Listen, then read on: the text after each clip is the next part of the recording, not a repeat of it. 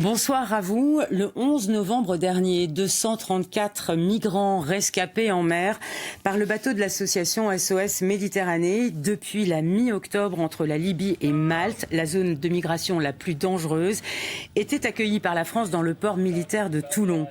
Cet accueil a donné lieu à un bras de fer politico-médiatique entre la France et l'Italie qui avait refusé l'ouverture de ces ports à l'Ocean Viking et donne lieu aujourd'hui à un débat sur l'immigration clandestine agité par la droite, l'extrême droite et même le ministre de l'Intérieur Gérald Darmanin. 10 jours après, quelles leçons retenir?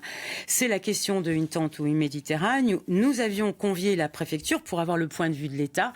Elle a décliné l'invitation, mais avec nous, Elsa Renaud, présidente de la LDH Corsica. Bonsoir, merci d'être avec nous. Bonsoir. Et en duplex, depuis les studios de France 3 Isère à Grenoble, Serge Slama, professeur de droit public, spécialiste du droit des étrangers. Serge Slama, bonsoir, merci d'être avec nous. Tout de suite, est-ce que vous pouvez nous résumer la situation des 234 personnes rescapées ? Eh bien, ils sont quasiment tous sortis de la zone d'attente temporaire de Toulon. À ma connaissance, il restait ce matin 4 migrants maintenus dans cette zone d'attente. 2 ont été renvoyés, 2 Maliens ont été renvoyés vers le Mali. Il en reste 2. Tous les autres ont été libérés par la justice essentiellement. Il y a eu 44 mineurs aussi qui ont été admis sur le territoire plus tôt. Et donc, ils peuvent faire une demande d'asile sur le territoire français. Merci pour ces informations qu'on a eu du mal à récolter. Alors, je vous propose d'écouter Sophie Caïs, bâtonnier du barreau de Toulon. Elle a assisté à la journée d'audience où la prolongation, justement, du maintien en zone d'attente était discutée et n'a pas été validée. On écoute Sophie Caïs. Le 15 novembre a été une journée totalement exceptionnelle, que ce soit pour la juridiction que pour les avocats. Il y a eu quasiment 180 dossiers jugés en 24 heures. Donc la juridiction s'est mobilisée avec 5 juges des libertés et de la détention qui ont siégé toute la journée. L'ordre des avocats s'est mobilisé. J'ai désigné 26 avocats dans le cadre de la commission d'office pour assister les personnes qui comparaissaient. Les agents de la PAF, en revanche, étaient manifestement en difficulté puisque ce sont pas des gens qui sont habitués des tribunaux. Ils ne savaient même pas où se mettre dans la salle d'audience.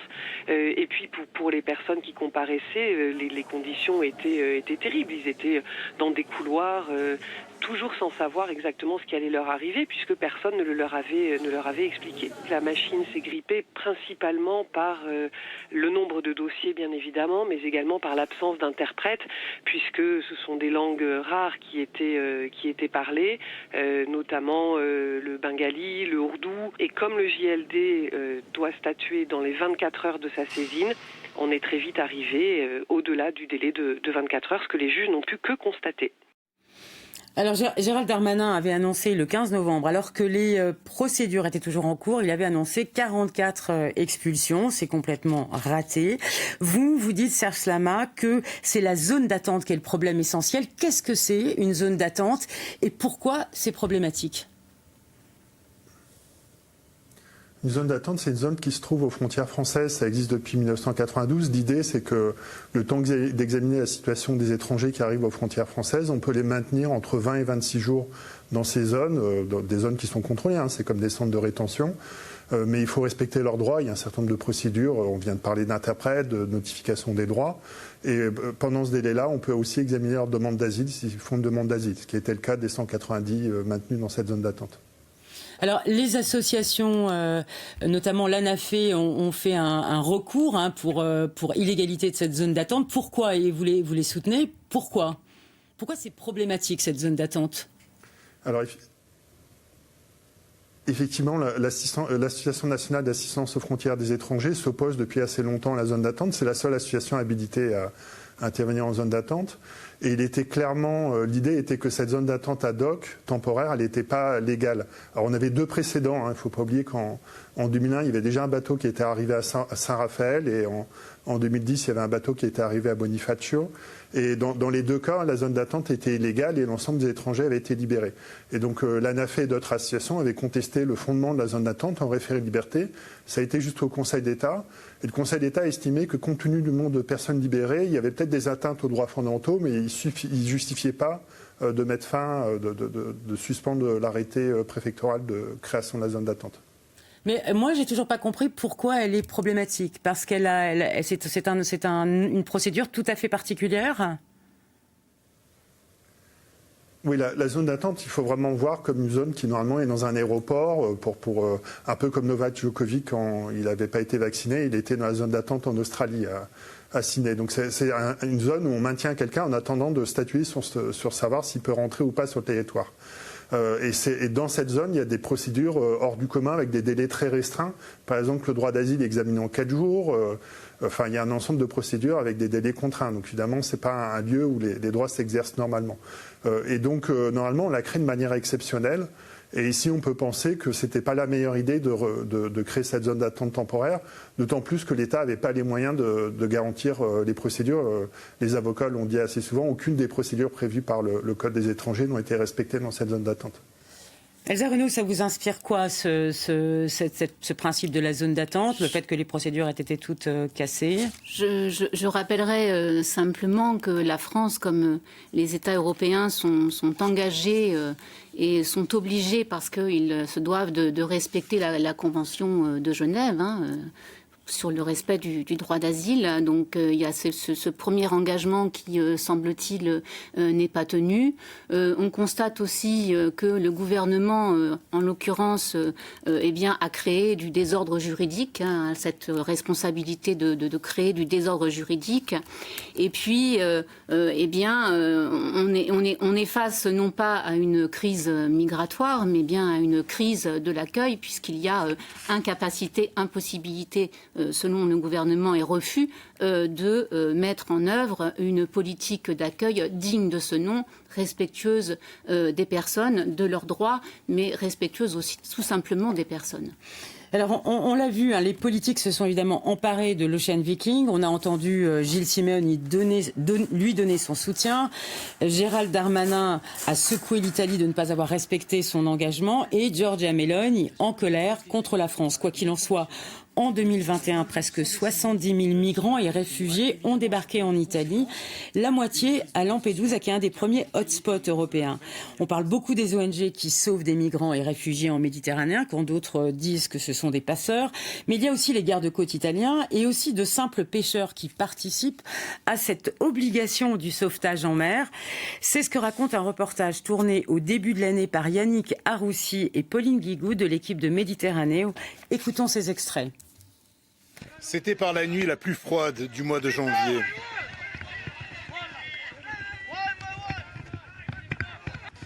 Après 2 jours de navigation, 280 personnes à bord d'un bateau de 20 mètres sont secourues par les gardes-côtes italiens au large de Malte. À bord, 3 corps sans vie. 4 autres personnes mourront d'hypothermie pendant leur transport jusqu'à Lampedusa. C'est fatalement en mer que Vincenzo Partinico, pêcheur de Lampedusa, a croisé des migrants. L'été dernier, il a sauvé 24 personnes à 70 km au sud-est de son île natale. Tout à coup, je m'aperçois qu'il y a un bateau et qu'il y a des gens à la mer. Il faisait encore nuit parce qu'il était 5h moins le quart. Avec le matelot, on a commencé à récupérer ces personnes qui, à leur tour, nous aidaient à faire monter les autres sur le bateau. Et on a commencé à naviguer. Cependant, j'ai vu que ça faisait quelques jours que ces gens étaient en mer. On a commencé à leur donner de l'eau, leurs vêtements étaient tout trempés, puis on leur a donné à manger. Moi, je regardais ça, j'étais à la proue, et je les regardais quand on naviguait, puisque mon matelot était à la barre. J'avais l'impression d'être dans un film, et pourtant, on ne se rend pas compte. Je suis encore tout secoué par tout ça. Tu comprends?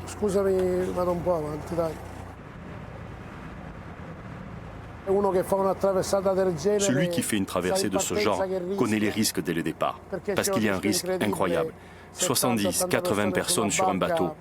Moi, je m'en aperçois. On est 2 et parfois, on a du mal à diriger le bateau. Alors imagine, avec autant de monde, quand quelqu'un bouge, les difficultés qu'il peut y avoir. Je pense que personne ne quitterait sa maison s'il y était bien.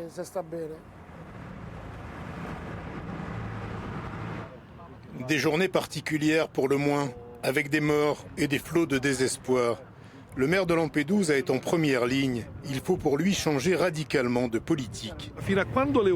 Tant que l'Europe et l'Italie ne prendront pas à bras le corps la question, que sur le phénomène de la migration, ils ne parleront que d'accueil, alors le problème sera toujours une urgence.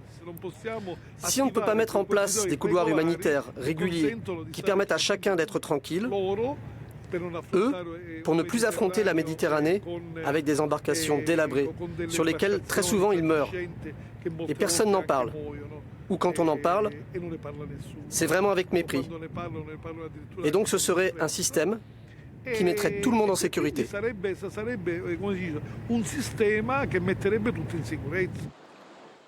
À l'extrémité sud de l'île, voici la Porte d'Europe, une œuvre installée en 2008. Un point de repère visible depuis le large, un monument du souvenir aussi. Depuis 2014, la Méditerranée a englouti plus de 23 500 migrants et réfugiés. Serge Slama, je m'adresse à vous. On sait que Giorgia Meloni, amie d'extrême droite, a placé l'immigration au cœur de son programme politique. Mais doit-on jeter la pierre à l'Italie seulement dans ce dossier ? Non, pas forcément, parce que l'Italie a accueilli jusqu'à 70 000 personnes, essentiellement à Lampedusa, comme on vient de l'entendre, dans le cadre de bateaux. Là, on parle d'un seul bateau qui arrive en France, de 250 migrants. On aurait pu organiser une opération humanitaire, comme ça avait été fait par l'Espagne pour l'Aquarius il y a quelques années, et répartir ces migrants ou ces réfugiés sur l'ensemble des pays européens volontaires. Ici, on a développé une opération policière qui a échoué totalement, puisqu'on n'a pas respecté les droits de ces migrants. En critiquant fortement l'Italie pour son attitude, en faisant des mesures de représailles d'ailleurs, la fermeture des frontières, etc. Il faut avoir conscience qu'en une journée, il y a plus de migrants qui passent par l'école alpin que dans ce bateau. Donc il faut relativiser vraiment la charge que pesait ce bateau pour la France. Et pourtant, alors on sait que l'Union européenne parle sans cesse depuis maintenant une dizaine d'années de la revoyure, d'une nouvelle écriture des codes de l'immigration et de l'asile en Europe. Est-ce que vous pensez que ce dossier peut peser sur cette question ? C'est très compliqué. Ça fait tout de même pas mal d'années qu'on essaie de réformer, notamment le règlement Dublin, qu'on appelle Dublin 3, les normes européennes. Il y a un pacte d'asile-immigration qui a été proposé par l'actuelle Commission. Il y a un certain nombre d'États européens qui ne veulent pas participer à ces mécanismes de solidarité. On pense à la Pologne, on pense à la Hongrie, aux pays de l'Est de manière générale. Et donc, il n'y a pas de consensus européen sur cette question-là. Il y a des mécanismes volontaires. L'Allemagne, par exemple, a été volontaire pour accueillir une partie de ces migrants, de ces réfugiés. Mais il y a un manque de volonté des États européens, il y a un manque d'entente. On a vu tout de même avec la question des Ukrainiens, ou plutôt des Ukrainiennes, que les États ont réussi à se mettre d'accord sur l'accueil de millions de réfugiés ukrainiens. Et la France, par exemple, en a accueilli 100 000 en une année, et je pense que ça n'a pas posé de problème majeur. Alors, et en effet, en Corse aussi, on a accueilli beaucoup d'Ukrainiens, en tout cas un certain nombre d'entre eux. Pourtant, en Corse, la question de l'asile est assez particulière. Regardons ce reportage qui montre qu'il n'y a pas de... C'est la seule région, d'ailleurs, à ne pas avoir de guichet unique pour les demandeurs d'asile. Écoutons ce reportage. Des réfugiés mal accueillis, des demandeurs d'asile sans logement, la France a du mal à mettre en œuvre la Convention de Genève, même si elle a doublé ses capacités en 5 ans. Pour 2021-2023, le gouvernement a établi un nouveau dispositif national d'accueil qui augmente les hébergements disponibles et instaure une répartition de l'Île-de-France vers toutes les régions métropolitaines, toutes sauf la Corse. Quand je suis arrivée à l'association Awapas, donc c'est-à-dire le 24 octobre 2011, j'ai été confrontée à ce genre de demande. Donc à cette époque-là, on pouvait encore déposer des demandes d'asile auprès de la préfecture. J'ai eu une demande, je crois, il y a 2 ans. En contactant le service de l'OFII à la préfecture, on m'a informé que les demandes d'asile n'étaient plus traitées en préfecture, en tout cas sur la région Corse, et que les personnes devaient faire la demande sur le continent. Depuis 2018, 3 personnes au moins ont dû partir à Marseille ou Lyon et y rester. Ce qui est gênant, au-delà du fait que l'État ait considéré qu'il n'y avait peut-être pas suffisamment de demandes ou suffisamment d'attentes, c'est que ça renvoie le signal qu'en Corse, il n'y a pas de demandeurs d'asile. Donc les gens n'ont qu'à quitter la Corse. Finalement, c'est ça que ça dit, en creux. Et du coup, il y a des personnes qui passent à côté, en fait, qui, choisissant non pas de venir à Marseille, mais de rester en Corse, eh bien, n'entrent pas dans une procédure qui est une procédure longue, fastidieuse, de demande d'asile. Du côté de la préfecture, pas d'explication, mais un mail du ministère de l'Intérieur. La Corse et l'Outre-mer nécessitent une réponse distincte et adaptée en raison de la caractéristique insulaire. On ne sait pas quand interviendra la dite réponse. Alors, ce reportage de la rédaction a été tourné l'année dernière et il n'y a pas plus de réponses. Pardon, j'ai un petit problème. On n'a pas plus de réponses de la part des services de la préfecture aujourd'hui. Elsa Renaud, ça vous inspire quoi? C'est-à-dire que c'est un cœur de bataille pour vous? Alors effectivement, Monsieur Slama rappelait tout à l'heure que le préfet avait été condamné au moment de l'arrivée de ces Kurdes à Bonifacio. Le préfet de Corse. Le préfet de Corse avait été condamné et tous les Kurdes avaient ensuite été libérés. C'est ce qui s'est passé aussi également lorsque donc 12 Syriens sont arrivés à Porto Vecchio. La municipalité, comme à l'époque la municipalité à Bonifacio, s'était substituée à l'État pour accueillir de façon humanitaire ces personnes. Et il faut rappeler que il y avait eu une zone d'attente aussi. Il y avait une zone d'attente. Il faut rappeler que mis en place par l'État. À Bonifacio, une femme au moment du transport militaire décidé par le préfet, une femme avait perdu son bébé. Il faut rappeler aussi qu'à Porto Vecchio, quand les 12 Syriens sont arrivés, il y avait des enfants en bas âge et on s'est rendu compte que lorsqu'ils ont été mis donc en zone temporaire de rétention privée de liberté, l'enfant en bas âge ne disposait pas des besoins élémentaires. Donc effectivement, on se trouve dans des situations indignes où les personnes ne sont pas respectées dans leur dignité. Et c'est vrai qu'il faudrait absolument que l'on ait en Corse un lieu de premier accueil qui permette à des personnes d'accéder à la demande d'asile, mais aussi qui permettent d'être accueillies dans des conditions dignes.